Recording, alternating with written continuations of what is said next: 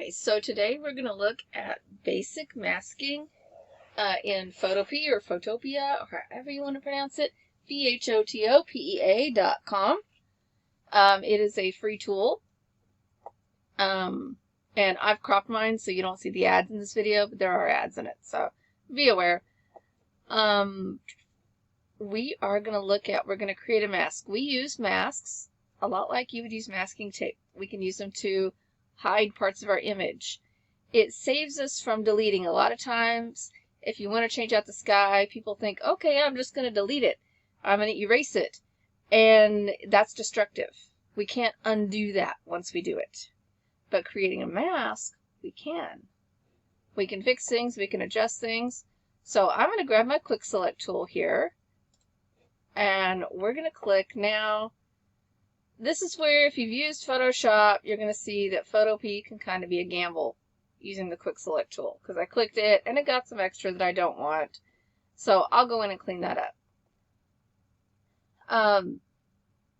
Anytime in this software, just like in Photoshop, if you use that, when you have a selection and you create a layer mask, which we're going to do with this rectangle with a circle on it button, in just a minute, anytime I use that, when I have a selection and I add a mask, it's going to use my selection to create the mask. So let me go ahead and click that, where it says Add Raster Mask, and you'll see. We see in the thumbnail, it's black, where it's hiding the image, and it's white, where we see the image. Now I'm going to go ahead so you can see easily what I'm doing. Throw a colored background up there. Let me grab the paint bucket and fill that background so you can see clearly where it didn't get. So I'm going to zoom in and clean this up. Now I can use my selection tool here and see if that'll help me some, and make sure I click on the mask now. Masks work with black and white. You can see my colors are set to gray. We want to change that.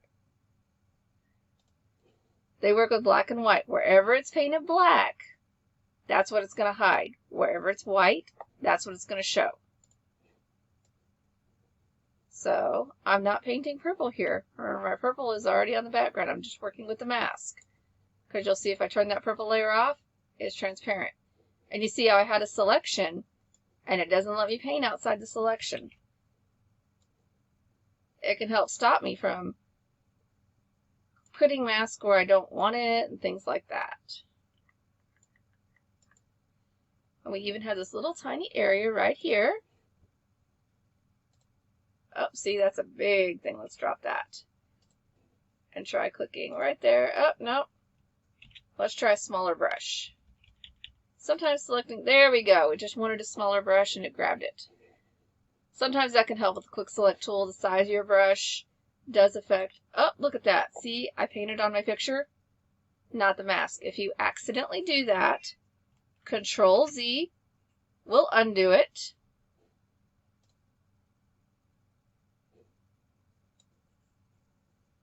Oh boy, it did a lot. Ooh, it's a bug in the software. Gotta love that. Let's see. Let's see what that really did. Not bad. That was strange. There was a bug. I don't know. I'm not going to address that right now.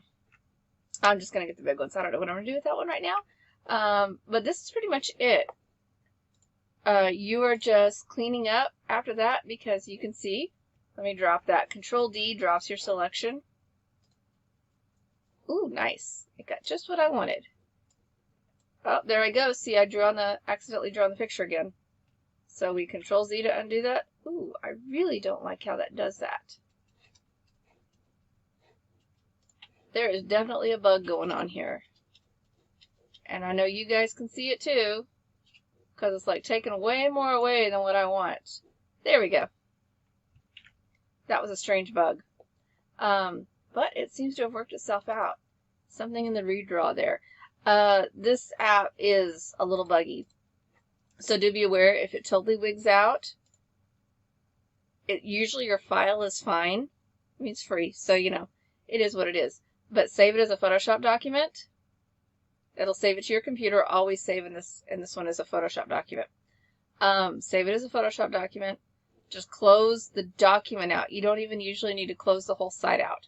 Then reopen the document, and usually whatever was wonky is fine, because sometimes it'll go like tools don't want to work or things like that.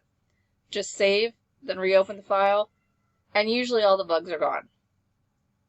So we don't have as many refinement tools in here as there are in Photoshop, but if you need to feather or play with that, just double click on the mask and it lets you in there. And that's pretty much it. That is basic masking in the software. It is the first step in compositing images. Oh, you can see mine's a mess over there. I would go in and clean that up if we were going to use that. Like this chunk of the castle that's gone. Ooh, that's nasty. We can add back in. We'll switch to make sure you have white on. You can use X as the quick key to switch from black to white. Make sure I'm clicked on my mask so I can add that back in there. And then I can hit X and I can take out this extra stuff. If I want to create a hard line, choose the polygonal lasso and just create a nice hard line there with the random shape. Where's the beginning of my lasso? There it is. Somewhere in there.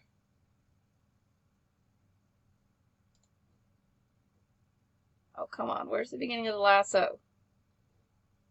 Don't you hate that when you escape? Let's drop that one. I didn't do such a good job on that one. Finding that beginning can be a pain sometimes.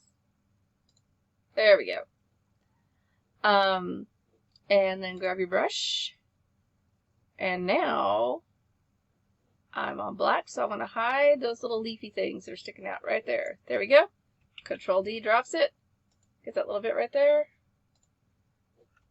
There we go. That's a little better. And you'll see the background's not really pink. It's just what I threw back there. You could change out the sky, do whatever you want. And there you go. That is basic masking in Photopea or Photopea, however you would like to pronounce it. There you go.